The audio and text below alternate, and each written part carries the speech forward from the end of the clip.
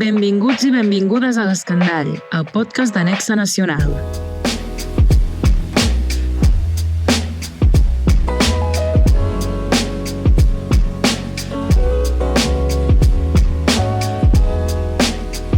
Un escandall és un instrument de navegació marítima format per una peça de plom unida a una corda.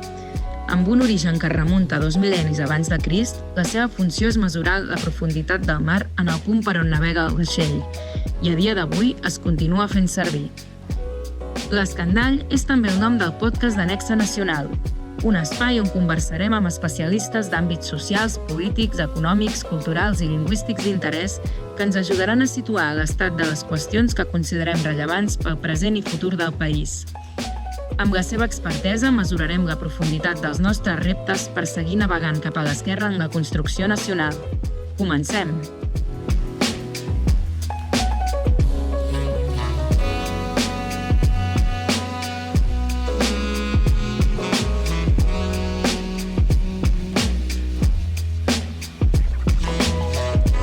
La Marina Massaguer és llicenciada en Filologia Catalana per la URB i doctora en Sociolingüística per la UOC. Amb ella volem compartir dubtes i debatre propostes i solucions davant la situació d'emergència lingüística del català, especialment pel que fa al retrocés general del seu ús social i l'adopció del seu ús per part de persones nouvingudes.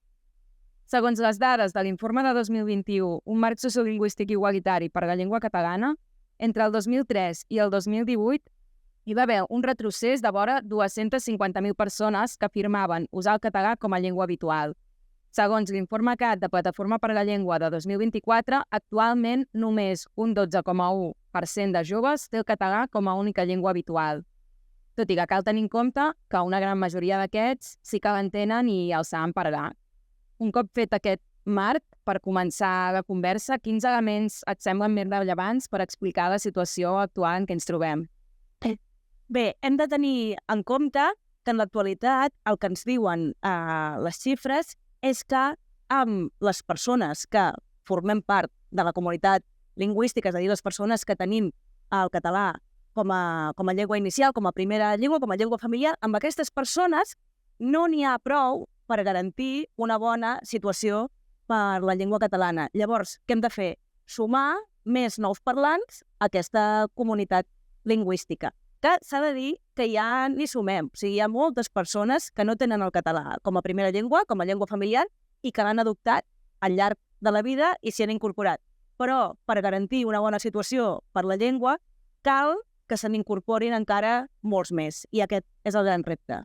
En concret, a partir de la teva tesi de no catalanoparlants a Catalunya, identitats socials, desigualtats i llengua catalana, has estudiat aquesta relació entre llengua, identitat i el paper de les llengües en les relacions de poder i la construcció de desigualtats a través de les dinàmiques de les persones no catalans als països catalans. Sí. No catalanoparlants. No catalanoparlants. Nosaltres tenim la percepció que sovint es té una concepció molt monolítica de les persones migrades, com si fossin totes homogènies, i no tinguessin ni idees prèvies ni un passat concret i una idea sobre la identitat i la llengua. Creiem llavors que és molt rellevant poder-vos entendre a l'hora de dissenyar solucions per incloure's en aquesta catalanitat sense preconcepcions ni estereotips. I més tenint en compte aquesta diversitat de perfils. Llavors et volíem preguntar si ens podies fer un retrat de qui són aquests nouvinguts a Catalunya i als països catalans i què pensen respecte a la llengua i la situació del català. Mira, si de cas primer podem centrar-los amb allò que tenen en comú les persones que arriben a Catalunya o als països catalans des de fora d'aquests territoris i després entrem en les diferències que també són molt rellevants. Clar, si ens posem en lloc d'algú que arriba a Catalunya com a adult especialment o com a adolescent, clar, es troba una situació en què el català és la llengua habitual d'un 30% de la població, tot i que això canvia molt en funció dels territoris i de sectors socials. Per tant, dependrà molt del lloc concret on s'estableixi, del lloc, tant des del punt de vista geogràfic com l'entorn en què es trobi. Doncs la feina que tingui, la feina a la qual aspiri, els veïns que es trobi, fins i tot els col·lectius dels quals formi part, depèn molt d'això.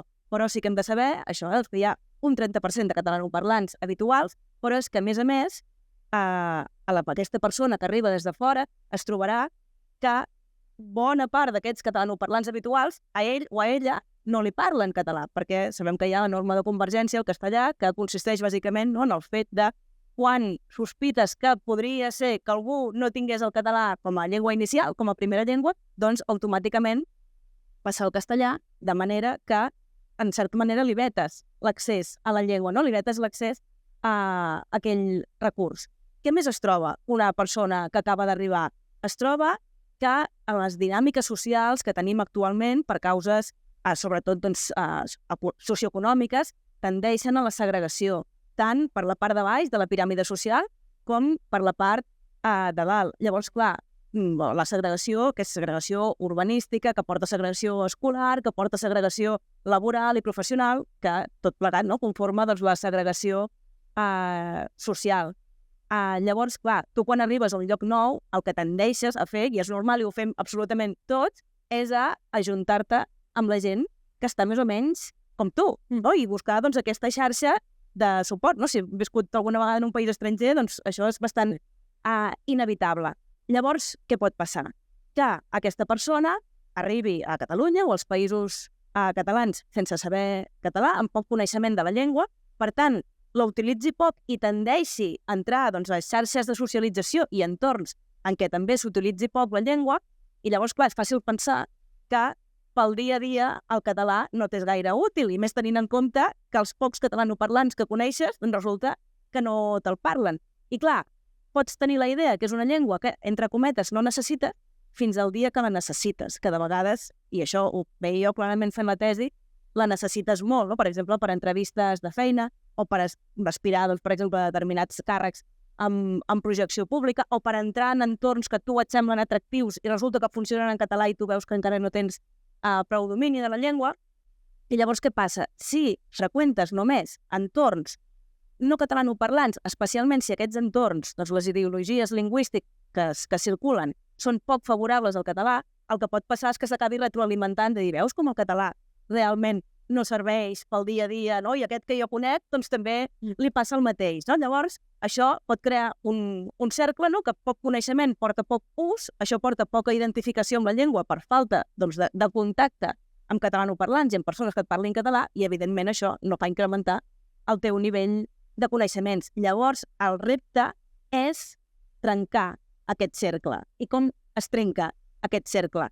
Doncs aconseguint, o sigui, és lluitant alhora contra la minorització lingüística i contra la segregació social. És a dir, creant espai de convivència entre catalanoparlants habituals i entre persones doncs, que encara no ho sàpiguen, però doncs, que potser se sentin atrets pel que es fa en aquell espai i vulguin passar a formar-ne part, i aquests espais funcionin en català. I el que veia molt clarament a la tesi és que quan els no catalanoparlants entren en aquestes xarxes de socialització que funcionen en català, això serveix d'una banda per tenir accés a la llengua com a codi, per tenir accés a la llengua en si, i veure que potser el català no és tan difícil, anar-t'hi acostant, però també, i igual d'important, per tenir accés a la perspectiva catalanoparlant sobre les dinàmiques sociolingüístiques, no? I veure que potser aquelles ideologies que ell portaven, ells o elles, que són molt ideologies de l'estat-nació, no? En el sentit de jo venir a Espanya, i a Espanya s'hi parla castellà,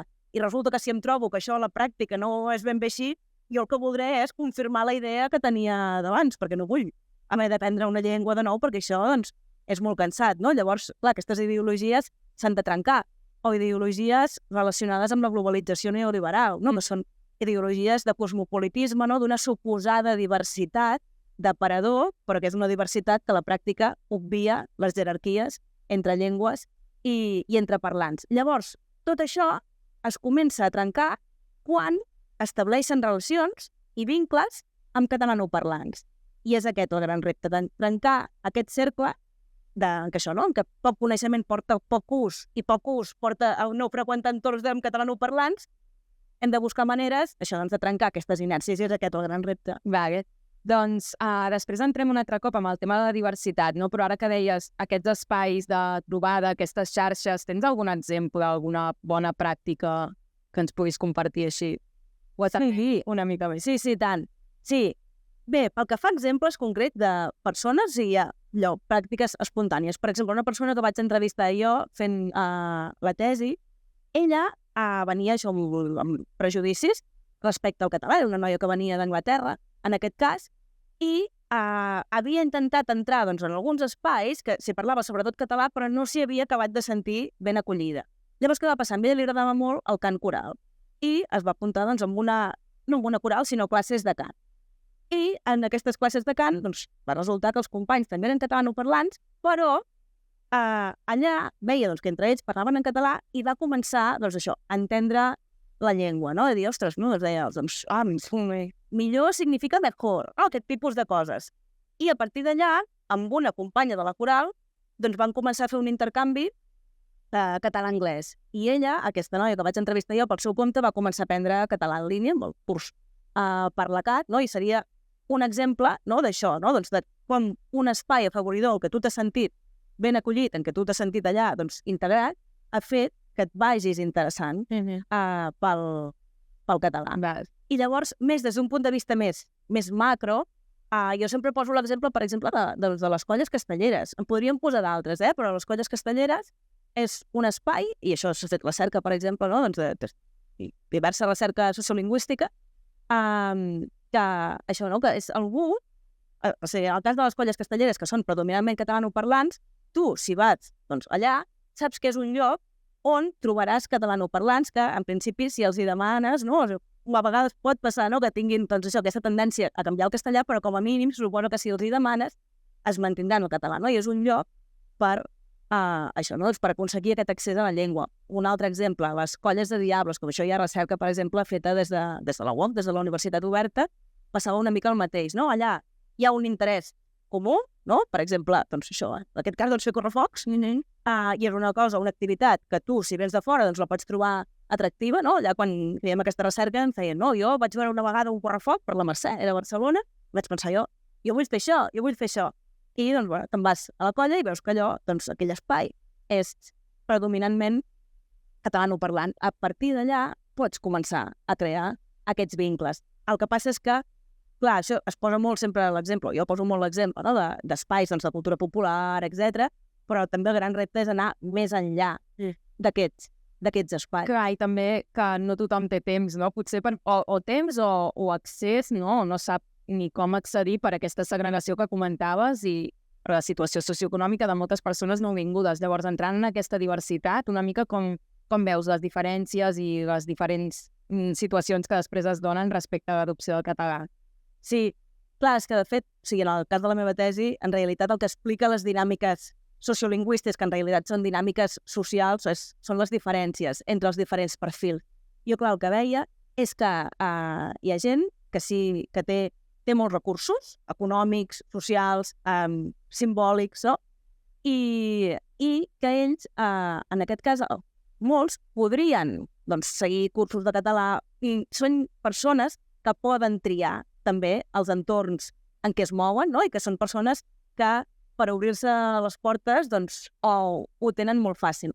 Què passa, però, en alguns d'aquests perfils? Que com que són persones que ja tenen la vida que volen, és a dir, la feina que volen, els amics, els cercles socials que volen, ells, dintre del seu entorn propi personal, ja se senten arrelats, no necessiten sentir-se més arrelats en aquest territori i més en un moment això, com d'aquestes ideologies de cosmopolitisme, que potser se senten, no altra cosa que ho siguin, però se senten ciutadans del món. Per tant, aquestes persones no necessiten el català com a recurs, no necessiten incrementar els seus recursos, perquè ja en tenen prou, amb els que tenen. Llavors hi ha un altre perfil, a l'altre extrem, que són persones que, en aquest cas, en tenen pocs de recursos, tenen pocs recursos econòmics, tenen, com tu comentaves, poc temps, perquè treballen moltes hores. Són persones que realment no sempre poden triar l'entorn social en què circulen. Jo hi havia informants de la meva tesi que em deien és que jo ja voldria parlar amb persones, en aquest cas entrevistava una noia que no parlava la seva primera llengua, no era ni el català ni el castellà, i ella em deia, no, jo ja voldria parlar amb persones i practicar el català i el castellà, diu, però és que no en tinc cap en el meu entorn amb qui poder practicar aquestes llengües, però que dèiem, a causa de la segregació, la majoria dels seus companys d'escola venien del mateix territori d'on venia ella, que en aquest cas era de l'Índia. Llavors, és aquí on és el gran repte, és construir aquests espais, trencar aquest cercle, no, que jo en dic de descapitalització, no? Perquè tens això, doncs tens pocs recursos econòmics, pocs recursos socials, pocs recursos simbòlics, no tens tant de prestigi, no tens prestigi social com sí que pot tenir algú que això, doncs, que té totes les portes obertes ja d'entrada. Aquest cercle es pot trencar a partir de la capitalització social, és a dir, d'establir vincles, i de la capitalització lingüística. Llavors, com ho fem? Jo diria aprofitant estructures que ja existeixen, no? Per exemple, en el cas de les escoles, doncs les AFAs, no? Les associacions de famílies, doncs si es fa alguna activitat, allà es pot aprofitar. O, per exemple, al lloc de treball, no? Es podria oferir formació lingüística al lloc de treball. I no només formació lingüística al lloc de treball en si, sinó formació lingüística orientada al lloc de treball, no? Si ets cambrer, potser no tens les mateixes necessitats que si et dediques doncs, a la cura de gent gran, no? O que si resulta que treballes, en aquest cas, amb un altre perfil, no? Amb una multinacional, no? I resulta que no sé, has de parlar amb clients catalanoparlants. Llavors, tornant al que deia abans, hi ha una part de la població que no té el català, però és que en alguns casos tampoc aspira a tenir-lo perquè no aspira, per exemple, a feines o entorns en què es necessiti el català. Qui és que sí que necessita el català i no sempre hi té accés?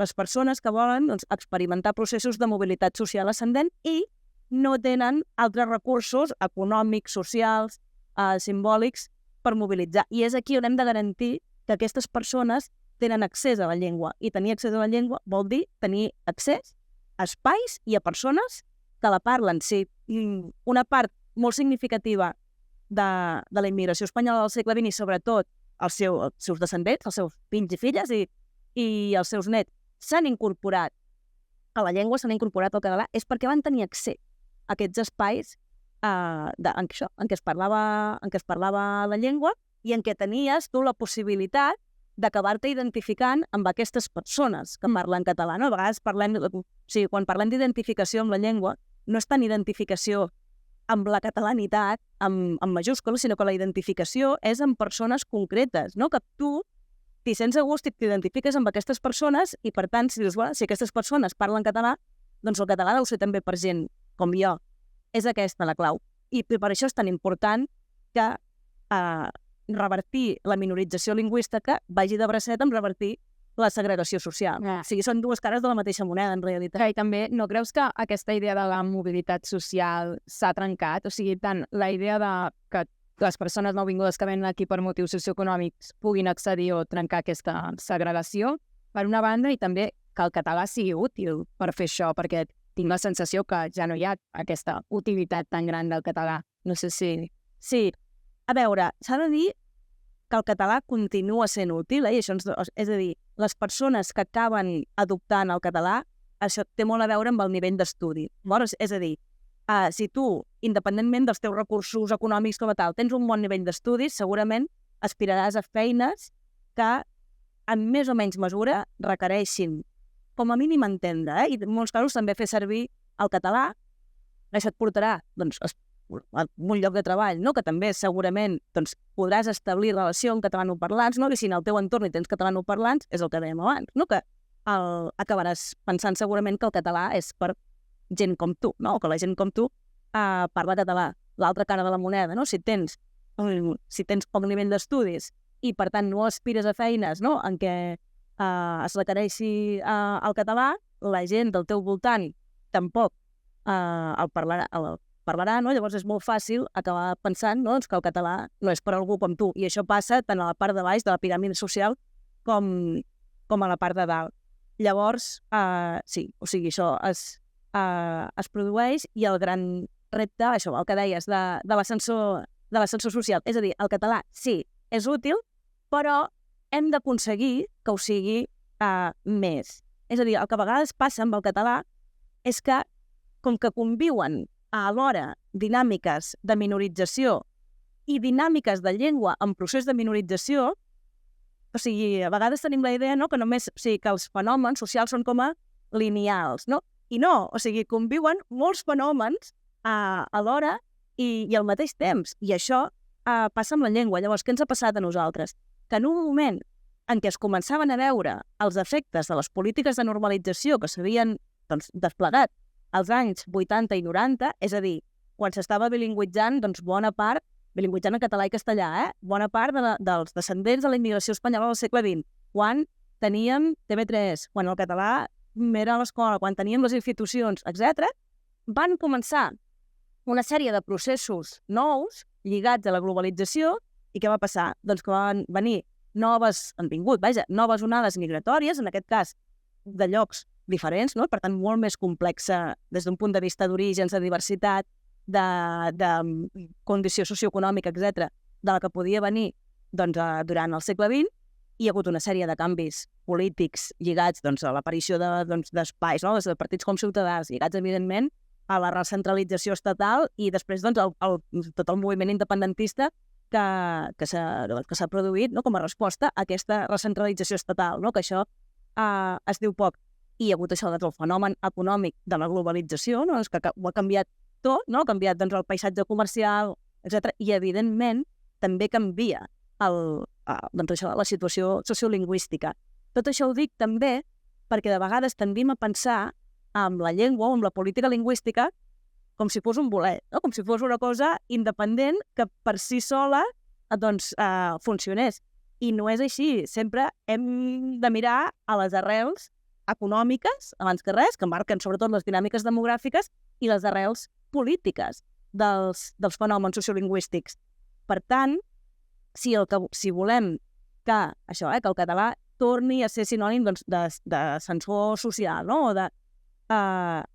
Hem d'anar a la base, i és oferir, com a país, en aquest cas com a societat, unes condicions que permetin que et surti a compte ser català. No? O sigui, què va passar amb la immigració espanyola del segle XX?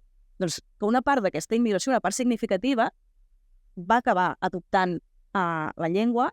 Per què? Perquè aquí va experimentar aquests processos de mobilitat social ascendents i que els va sortir a compte, no? Esdevenir catalans. I això implica, moltes vegades, adoptar la llengua, no? Com el que es diu, no? Com una manera, no? Com un símbol de catalanitat. No? O sigui, històricament, com que la llengua ha funcionat com a símbol principal de la catalanitat, la llengua es considera com un element per mostrar que tu vols passar, no? A formar part de la societat catalana, no? I això ho pots demostrar de moltes maneres, i una de les principals és la llengua, que no vol dir que no puguis ser català, o no et puguis sentir català si no parles la llengua, però sí que històricament la manera, no? De mostrar-ho ha estat adoptant la llengua. Llavors, clar, en un moment com l'actual, tenim una sèrie de dinàmiques econòmiques i polítiques que són a escala mundial. I aquí què ens passa? Que, clar, tenim un model econòmic molt basat, això, ja ho sabem, en el turisme de baix cost, no?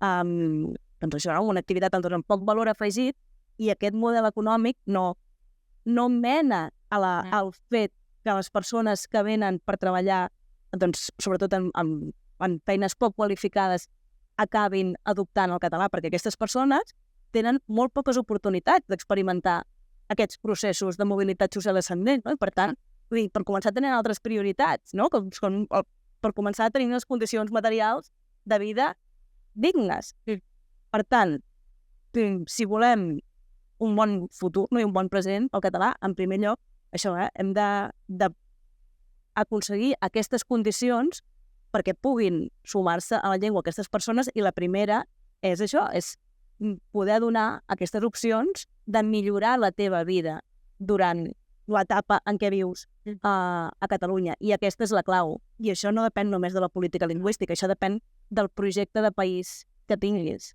I llavors, així com entrant més en concret en les possibilitats dins de l'àmbit laboral, de fer que hi hauria un repte que seria si realment des d'ocupacions de poca qualificació es podria exigir el català i com ho vehiculem això. O sigui, per una banda, hi hauria això, i per l'altra també si això, el sindicalisme hi podria tenir alguna mena de paper, o com veus el repte, diguéssim, que l'àmbit laboral faci útil el català en aquest sentit, tenint en compte quin tipus d'ocupació oferim a aquest país. Jo diria que sempre han d'anar en paral·lel el fet de fer del català una llengua necessària amb el fet d'assegurar-hi l'accés. O sigui, han d'anar de bracet, perquè si no, el català... Sense posar més discriminació. Això mateix, no? O sigui, el català pot ser un element més, no? Exactament, no? De segregació i de discriminació. Per tant, necessitat i accés sempre han d'anar necessàriament de bracet. En el cas, el que deies, de l'ocupació, insisteixo, jo crec que seria necessari que les empreses oferissin aquesta formació lingüística al lloc de treball, unes hores a la setmana, o no sé, en funció de cada lloc de treball, s'hauria d'adaptar per començar per un tema ja de la qualitat en el servei que tu ofereixes com a empresa, molt especialment empreses que tenen serveis d'atenció als públics o relacionat amb les cures, per exemple, doncs aquest requisit lingüístic de la mateixa empresa se n'hauria de responsabilitzar. I des d'un punt de vista dels sindicats, jo crec que una part de la feina seria negociar precisament aquesta formació lingüística en lloc de treball, igual com es negocia igual com es negocien altres condicions laborals. Potser el repte és que les empreses o els empresaris vegin útil el que els seus treballadors adoptin el català. Sí, i per això hi ha una cosa clau, que és el paper que tinguem com a consumidors. I clar, si les empreses el que perceben és que els consumidors, a les persones els és igual, doncs evidentment no els hi sortirà a compte fer aquesta inversió. I això s'ha de fer explícit. Com a consumidors ho has de dir, no? Que tu vols, o sigui, és a dir, no serveix de res tenir uns drets si tu després no els exerceixes, no? I això hi ha diferents empreses amb diferents polítiques lingüístiques i es veu, no? O sigui, la política lingüística de l'empresa, això després té repercussions alhora amb l'atenció al client. Que aquí podríem pensar, clàusules de contractació també que tinguessin la part lingüística, tot el tema de queixes com a consumidors, no? Hi ha una part potser d'exigir, diguéssim, a nivell de polítiques públiques això, hi ha una part també activista, de fer molta més difusió d'aquest tipus de campanyes. No sé si podries potser donar més exemples a nivell activista de com podem fomentar aquesta exigència de cara a les empreses amb el tema del català. Jo diria senzillament fer-la explícita, Jo conec gent que de vegades m'ha dit aquest lloc és que no t'atenen, saps, mai en català, no sé què, no? O no em van entendre, però potser t'ho diuen a tu, no? O ho diuen al veí, o es queixen per Twitter, però després no va més enllà.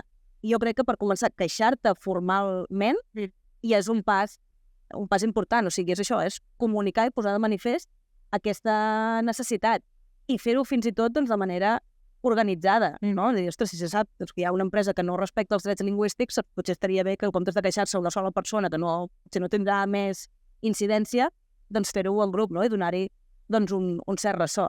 I jo veig molt important l'altre que et deia, que també sigui com una part de contractació, diguéssim, des de l'administració, per exemple, igual que es mira que tinguin un pla d'igualtat de gènere, doncs que també poguessin mostrar aquest compromís amb la llengua. I tant, és que la política lingüística sempre, i això ho diem els sociolingüistes des de fa temps, que ha de ser multinivell. O sigui, a vegades hi ha molt la idea que o bé tot ho ha de fer l'administració o bé tot ho han de fer els individus, no? I doncs no, o sigui, s'ha de fer tot a tots els nivells i no ens hem de deixar mai el nivell que anomenem meso, que és el nivell de la col·lectivitat, no? De les xarxes de persones, de les entitats, dels grups informals, és igual. Però quan fas això, quan tens un projecte col·lectiu i el portes a terme, no? No ens quedem amb aquesta dicotomia institucions, individu, perquè on passen les coses importants és entremig. Sí. I un altre àmbit important és l'escolar, no? Llavors, a nivell escolar, una mica com veus el panorama i quines són els principals reptes en aquest sentit. Sí, bé, els principals reptes, o sigui, el que diu la recerca sociolingüística és que ara el que passa majoritàriament amb l'escola és que dona la base. Dona la base de llengua catalana perquè l'alumne, la persona, si no és que ja ve de família catalanoparlant, evidentment, però perquè els alumnes que no parlen català a casa tinguin aquesta base i després la desenvoluparan o no en funció de la seva trajectòria de vida. És a dir, en funció dels llocs on treballin, en funció de l'entorn en què es moguin, de qui siguin els seus amics. Clar, trobem el mateix, no? Fa no tants anys, la majoria de gent que s'escolaritzava a Catalunya tenia pensat fer el seu projecte de vida a Catalunya. Ara molta gent té la mirada posada fora de Catalunya, ja sigui per un tema de reagrupament familiar, perquè té família a París i en realitat el que vol la seva família és acabar anant a París, o jo, perquè acabes treballant doncs, en una universitat o en una multinacional, doncs a Berlín, no? O on sigui. Per tant, això ho hem de tenir en compte, però sí que el gran repte de l'escola és aconseguir que aquesta base de coneixement que dona doncs, s'acabi convertint en ús, no? O sigui, donar el màxim de recursos perquè això s'acabi convertint en ús. Hi ha sociolingüistes com, per exemple, Vicent Climent, sovint recorden, i que a vegades no ho recorden prou, no? Que l'escola ha estat el principal element generador de nous parlants durant dècades. No? Per tant, això s'ha de tenir en compte, no? I s'ha d'aprofitar. Què hem de fer ara? En primer lloc, fer això, que es doni aquesta base i orientar-la molt, no? Cap a l'oralitat, no? O sigui, per tant, treballar molt l'oralitat a classe, a l'escola, i avaluar-la, també, aquesta oralitat que ja es fa, però fer-ho més. I jo crec que aquí també és molt important la formació de professorat, no? Ja des de les facultats, no? Des dels graus, des dels màsters, perquè coneguin bé quin és el model lingüístic educatiu i el puguin portar a la pràctica en el dia a dia. Això per una banda, i l'altra, doncs hi ha dos altres grans reptes. En primer lloc, fer una bona acollida lingüística als alumnes nouvinguts, això mateix, i que no és gens fàcil, perquè no és igual arribar a Catalunya en 3 anys que arribar amb 13, per ningú, ni per la professora que es troba a l'alumne a classe, ni per l'alumne... Si saps que estan mateix, si saps... Això mateix, hi ha una gran diversitat de situacions, per tant, això s'ha de continuar treballant. Ara sembla que fa poc que s'han posat en pràctica aquestes aules d'acollida accelerada, sembla que estan funcionant força bé, per tant, és una línia per treballar. I després, també, jo crec que s'haurien de poder treballar explícitament qüestions lingüístiques a l'escola, qüestions com la minorització lingüística, no? L'escola també hi és per fomentar... Sí, i per fomentar el pensament crític, no? I també és una de les missions de l'escola, no? Per què no? Doncs es pot parlar obertament d'això, ja sabem per què no, perquè ha estat molta pressió, no? Hi ha hagut denúncies a professorat, hi ha hagut els precedents, doncs fan que tu pensis, i és comprensible. Però jo crec que s'ha de fer.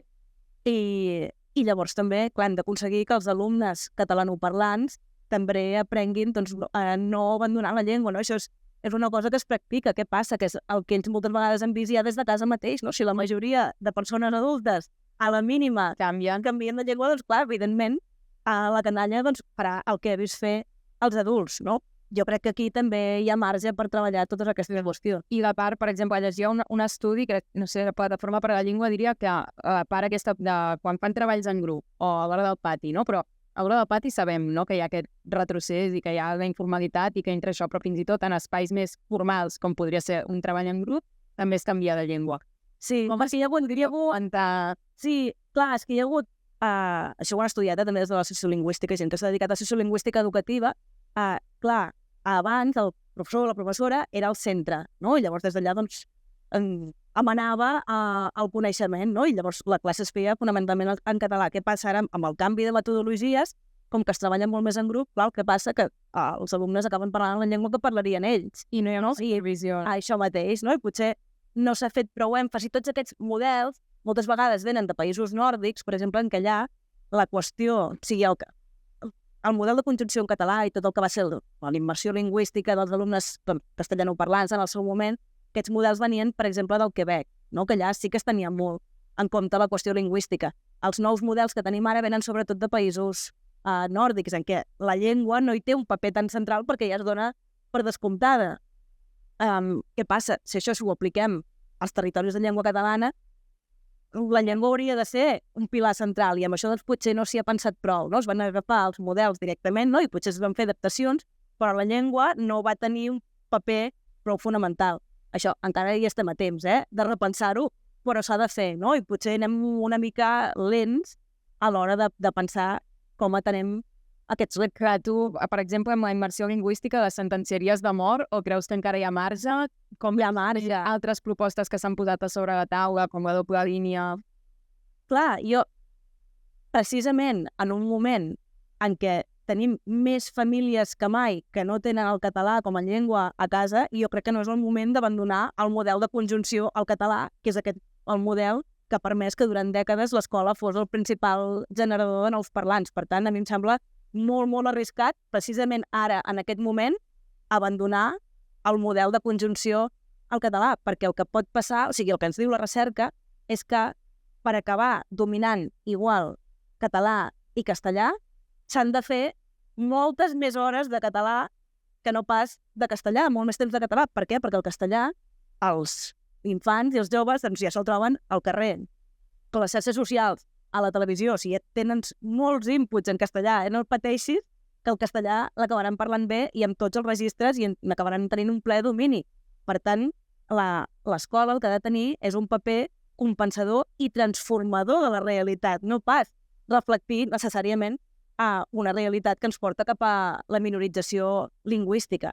Per tant, si fem dues línies, hi ha el gran perill de crear grandíssimes bosses de població dels futurs adults que, si ara, com ja sabem, moltes vegades s'acaba l'escolarització sense tenir un bon domini del català, i això no està secret i és evident, però si renunciem a aquestes persones, fem que encara facin menys hores de català perquè hi ha una doble línia, segurament crearem bosses de persones amb molt, molt poc coneixement del català. Per tant, jo seria partidària de fer tot el que es pugui fer amb el marge que dona el model actual, que encara dona marge, el que et deia abans, no? Treballar encara molt més del que es fa a l'oralitat i avaluar-la. La qüestió de tota la formació del professorat per aprendre això, això, no? Com portar a terme les tècniques d'immersió lingüística a l'aula. La qüestió de l'acollida, continuar-la treballant, no? Encara molt més del que es fa, que ja es fa, no? Però encara molt més. I la qüestió això, no? De poder parlar d'aquests hàbits lingüístics, no? De convergir al castellà i crear aquests espais facilitadors de l'ús del català dintre de la mateixa escola. O sigui, quan les persones que proposen això de la doble línia, clar, el que veuen és que això, no? Sempre són els catalanoparlants, els infants catalanoparlants, els que s'acaben bilingüitzant en castellà, no? Veuen que la bilingüització no és bidireccional. Llavors, clar, si volem que la bilingüització sigui bidireccional mútua, no? O sigui, que els que parlen altres llengües acabin parlant català i que els que parlen català acabin parlant el castellà i, idealment, altres llengües, el que hem de fer és crear aquests espais facilitadors de l'ús del català, no pas renunciar a un model que el que permet és, o sigui, no obté els resultats que voldríem, però sense aquest model estaríem molt pitjor. Clar, perquè no creus, no?, que persones nouvingudes, diguessin, ostres, doncs l'apunto a la línia en català per la idea aquesta de No ho sabem què passaria, no ho sabem. Clar, de vegades quan es parla de doble línia es posa molt com a exemple el País Basc, no? Però és que la nostra realitat sociodemogràfica és molt diferent de la del País Basc. Llavors, no ho sabem què passaria aquí. Podria passar que finalment només una minoria de famílies apuntessin els fills a la línia en català. A mi em sembla molt arriscat en la situació actual fer i crear aquest sistema de dues. Va en la línia també de la idea de crear espais segurs, que això potser seria diferent, no? Més en l'àmbit informal, doncs aquests espais, com deies, de cultura popular, els caus, els esplais. Creus que aquests espais encara són segurs pel català? Quin risc tenen a nivell de com fem que siguin espais atractius per tota la població, una mica com el que dèiem a l'inici, no? Sí, durant molt de temps ho han estat, però clar, també és el que deia abans, no? Que quan parlem de, doncs, per exemple, la lluita contra la segregació social, això ha d'anar de bracet de la lluita contra la minorització lingüística. Per tant, hi ha diversos reptes. En primer lloc, que aquests espais facilitadors de l'ús del català vagin més enllà del que són espais, com la cultura popular i tradicional, com els casals, els caus, etc., que evidentment s'han de mantenir i s'han de potenciar, però hem d'anar molt més enllà. Llavors, el repte és com aconseguir que aquests espais siguin prou atractius per persones que venen amb altres trajectòries, amb altres inquietuds. Llavors jo crec que la clau és crear aquests espais facilitadors de l'ús del català a partir d'interessos comuns, no? A dir, jo tinc una afició, no? O és igual, o un interès comú que pot ser, per exemple, un interès professional, no? Doncs creem aquests espais en què hi hagi aquests interessos comuns i que funcionin en català. Però els objectius d'aquests espais han de ser explícits, perquè si l'únic que fem és no, a partir d'ara, doncs aquí conviurem persones que parlen català i persones que no parlen habitualment. El que pot passar és que els catalanoparlants acabin canviant de llengua, seguint la norma de convergència al castellà, com és per la trajectòria de minorització que també porten com a catalanoparlants. Per tant, és important que els objectius siguin explícits, no? De dir, no, aquí sí, venim a crear vincles, venim a compartir interessos comuns i venim a conèixer-nos, però és important tenir present que això ha de ser en català. I la norma aquesta de la convergència, no?, cap al castellà que deies, el canvi aquest, quin treball més propi creus que hem de fer les persones catalanoparlants per no canviar la llengua a la primera? Clar, en primer lloc, ser conscients que això ve ja d'una minorització apresa, no? O sigui, que no és cada cop, o sigui, és a dir, els catalanoparlants ja, com a comunitat lingüística, han viscut etapes de prohibicions, de repressió molt explícita, etc. Això, evidentment, acaba passant d'unes generacions a les altres. Llavors, què ens passa ara?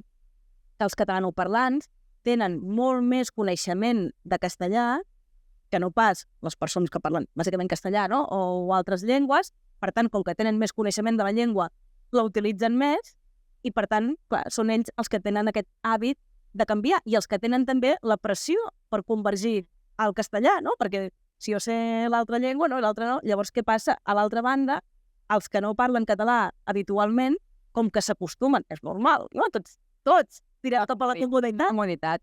Com que s'acostumen, que sempre són els catalanoparlants els que canvien, clar, tenen molt pocs incentius per practicar la llengua a partir del moment en què l'entenen i no els hi suposa cap limitació per circular socialment. Llavors és això, no? Uns tenen la pressió i els altres, en aquest cas, s'acomoden perquè tampoc no ofereixen aquests incentius. Llavors, no tenen aquests incentius per aprendre la llengua. Llavors això es canvia, sobretot, a partir de la pràctica. No, en primer lloc, a partir del que tu penses sobre la llengua, no? De vegades hi ha la idea aquesta, no? Que no es pensi que sóc un maleducat, no? O que no es pensi no voler incomodar o generar això mateix, picada. Això mateix, però és que dius, home, perquè no li puc donar l'oportunitat a ell també, segons aquest supòsit, de ser ben educat. Pots tenir converses bilingües, no? I no hi ha cap problema. Jo no faig que ell o ella parli, que jo mateix canviï, jo li parlo en català i ell, o ella que parli com vulgui, no? És a dir, moltes vegades hi ha molta gent que a mi em parla en castellà i jo no penso, començant per algunes amigues meves, i no penso que siguin unes maleducades. Penso que, en aquest cas, se senten més còmodes en castellà perquè és la seva llengua, no? Això pot ser exactament al revés, no? Per tant, hem de canviar aquestes mentalitats, no? O, per exemple, la tendència a començar moltes converses en castellà, a dir, home, tu pots començar la conversa en català i si no t'entén, ja t'ho dirà, no? Hem de canviar aquestes mentalitats que són el que després, o aquests pensaments, que són el que després provoquen la incomoditat, no? Aquesta incomoditat que tenen algunes persones. Jo puc parlar en primera persona, jo pràcticament no canvio mai, molt poc, en casos molt puntuals canvio, si és que no m'entenen, però sempre que m'entenen em mantinc en català i jo he tingut moltes més sorpreses positives que negatives. De fet, si et vas mantenint, al final la persona poc o molt acaba dient unes paraules en català. Això per una banda. I després també és una manera d'activar el coneixement de moltes persones que sí que el tenen, el coneixement, i això es veu molt en la gent jove, no? Ells ja tenen aquesta base de català, t'han après a l'escola. Llavors, clar, si no tenen cap incentiu per activar-la, doncs evidentment no l'activaran. I això es fa un cop tens, diguéssim, la banda dels pensaments, de treballar aquesta possible incomoditat que et pot generar amb algunes persones, doncs és la pràctica. I veure, no? O sigui, que mantenint-te en català, la majoria de vegades no tens cap tipus de càstig, diguéssim, no se t'enfaden, no t'entenen igual, no? I això es va veient, això, a base de pràctica, el que deia, no? Jo he tingut moltes més sorpreses positives que negatives, no? Per tant, quan vas veient a base de pràctica que no passa res, doncs també fa que continuïs, no? Amb aquests hàbits i amb aquestes pràctiques, però clar, això s'ha d'entrenar. Llavors, algunes persones ho han d'entrenar, però sí que hem d'oferir aquests espais, per exemple, no? Que et deia, no? En què se sàpiga que allà la llengua és el català, això mateix, i que allà no només pots mantenir-te en català, sinó que és desitjable que ho facis, pel que deia dels objectius explícits, no? Perquè hi ha gent que ve allà que no parla català i ve allà per practicar el català, doncs és una manera, això, no? Que uns, els que no tenen el català com a primera llengua, el puguin practicar, i els que tenen aquest hàbit, no? De convergir a la mínima al castellà també puguin practicar l'hàbit de mantenir-se en un espai també segur per ells, no? Saber doncs, no? Que aquella persona que està aprenent català vol que jo em mantingui en aquesta llengua perquè així també li dono accés a la llengua, no? I així també practico. Per tant, és un espai, en aquest cas, positiu, tant per una banda com per l'altra. I ara pensant més en quins podrien ser aquests espais, i una mica amb el que dèiem al principi d'aquesta diversitat, o sigui, sí que, per exemple, no, tindríem el gruix dels joves, els que han estat escolaritzats, sí que tenen aquest coneixement del català i, per tant, de seguida que els hi parlis en català segurament se'ls hi activa. Altres realitats que podríem trobar, no sé si hi ha algun estudi que mostri diferències per gènere, per tipus d'espai de treball o per tipus d'origen també, no? Si ja coneixen el castellà o si coneixen altres llengües. Estudis com a mínim quantitatius recents, fins on jo conec, no n'hi ha o no n'hi ha tan profundament com potser doncs, seria desitjable. No? Sí que hi ha estudis que ja comencen a tenir uns anys, no? Que deien que, per exemple, les noies tendien a adoptar més el català, perquè, com a mínim, fa uns anys es percebia com una forma, doncs, potser, doncs, més de, en alguns àmbits, més de prestigi. Això hauríem de veure fins a quin punt és vigent avui en dia. El que sí que sabem és que les persones que en tenen un coneixement suficient tendeixen també a convergir al català quan l'entorn els hi porta. No? Especialment la gent jove, el que tendeixen és adaptar-se a la llengua que perceben com a no marcada, entre cometes, com a normal, en aquell entorn. Llavors, la clau és aconseguir que tothom en tingui prou coneixement, independentment d'això, d'orígens, això mateix, que tingui la base per poder-la activar. Llavors hi ha com les reivindicacions que hi ha hagut recentment, no? De que no hi ha prou places per estudiar, així com tots els espais d'aprenentatge de la llengua. No sé quins serien els reptes o com podríem fer perquè realment aquest accés a la llengua arribés a tothom. Sí, és ben bé un repte perquè, clar, els recursos també són limitats, també els de l'administració. Jo estic segura que si no hi ha més places és perquè realment en les circumstàncies actuals doncs és molt difícil de crear-les, però llavors tornem amb la idea aquesta de que la política lingüística ha de ser a diversos nivells. Hi ha, per exemple, doncs això, escoles oficials d'idiomes, hi ha escoles per adults, hi ha fins i tot, des d'una banda ja més, si vols, no sé si la paraula és informal, no? Però potser sí més des dels marges, no? Doncs hi ha ateneus, casals, que també munten aquest tipus de cursos de català, no? Aquest tipus d'espais per practicar-lo. Llavors, jo crec que el gran repte és generar-ho des de diferents espais, el que dèiem abans, des dels llocs de treball, des de cursos que poden oferir doncs això, els sindicats mateixos, des de les entitats. O sigui, com que és un repte col·lectiu, doncs les solucions també han de ser col·lectives. I bé, un dels reptes que tenim també és que, clar, cada vegada, o sigui, tot el teixit associatiu no és ben bé igual ara que el que podia ser fa unes dècades. No? Ara cada vegada tendim més a formes, o sigui, jo ho veia fent la tesi, no? Les persones que havien arribat aquí als 50 i als 60 moltes vegades el català, doncs, els primers contactes amb el català havien sigut precisament a través dels sindicats, associacions, parròquies, o sigui, hi havia aquests espais. Ara cada vegada tendim més a tenir formes d'oci més individuals, no? Més doncs, a partir del mòbil, xarxes socials, o sèries, és igual, o apuntar-te a ioga, o és igual un curs de mindfulness, no? Però tendim, o sigui, per això et deia abans que tot va lligat. Sí, més individualitzat. Això mateix. Bé, per la falta de temps, al final, sí. Sí, de temps, i també hi ha una mica d'aquestes ideologies, no? Doncs més neoliberals, no? Més des de l'individualisme, no? O sigui, tot es barreja, no? Tots aquests fenòmens es produeixen alhora, no? Per això et deia, no? Que sempre hem de buscar això, les arrels econòmiques, les arrels polítiques, les arrels ideològiques, no? Perquè són el que configuren les dinàmiques socials i aquestes dinàmiques socials són les que impacten després en les dinàmiques sociolingüístiques.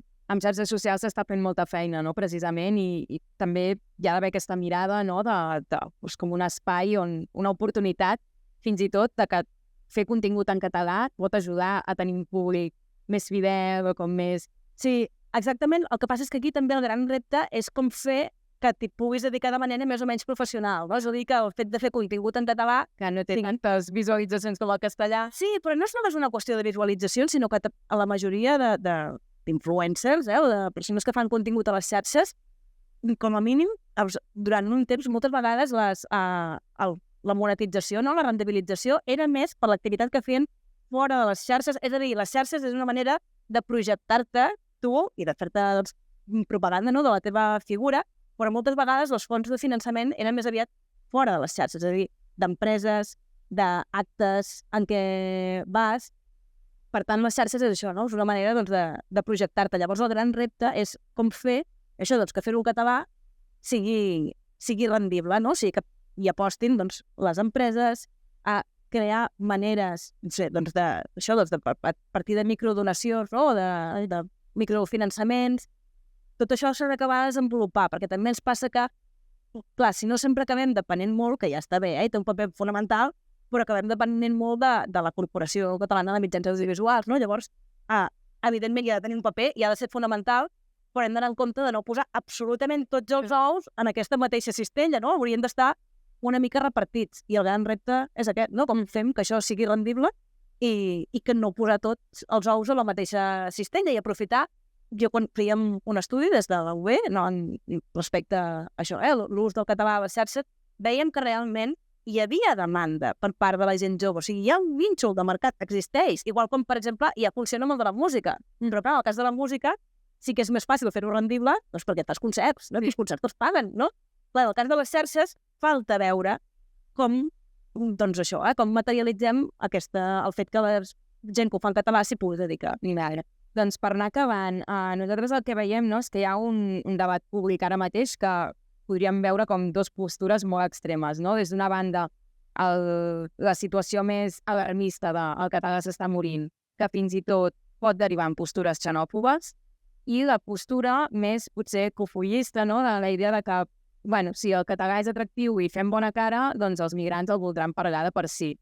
Ens agradaria com trobar un terme mig, no?, una mica de tot el que hem anat parlant, crec que va en aquesta direcció, no?, d'anar urbant doncs, aquests espais d'utilitat del català, des d'exigir-ho a l'administració, des de l'activisme, des de la part individual i aquests espais intermitjos. Com veus aquest? Hi ha una frase d'un sociolingüista que és l'Isidor Marí, que a mi m'agrada molt, que diu que el futur de la llengua no es pronostica, sinó que es construeix, no? I en això ens hem de dedicar a construir-lo. Llavors, jo crec que no és tant el fet de ser més pessimista o més optimista, que això a la pràctica tampoc té cap incidència, no?, la teva posició en aquest aspecte, sinó realment el que pots fer.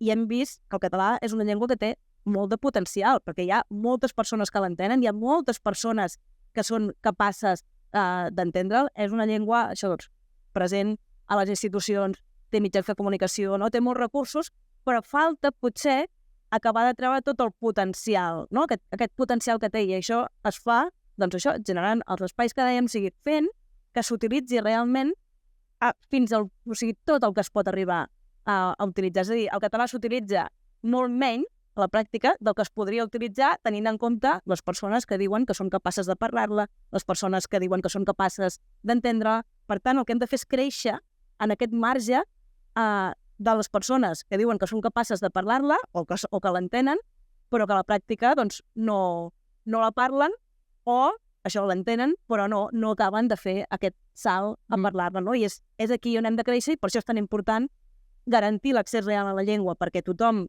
aquests coneixements puguin no ser només coneixements així molt febles, sinó que siguin uns coneixements que et permeten utilitzar-la i després fer-la necessària, no? I fer que el valor del català incrementi des d'un punt de vista econòmic, és a dir, per trobar feines, etc. Insisteixo, sempre que encara tinc l'accés per tothom, des d'un punt de vista social, no? O sigui, que et serveixi per fer coses interessants que potser són en català i que no les pots fer en una altra llengua, no? Per tant, que et serveixi per fer activitats atractives amb gent atractives, no? I que tu consideres atractiva i en un entorn amb el qual tu et puguis identificar, i que sigui una llengua també que continuï servint per mostrar, si tu vols, o sigui, com aquesta manera de mostrar, no? Aquesta adscripció voluntària, qui vulgui, a la catalanitat, no? I aquest valor jo crec que també s'ha de potenciar, no? El fet que la llengua hagi estat històricament un símbol de catalanitat és positiu, perquè la llengua, si tens accés, t'hi pots sumar. Per això és tan important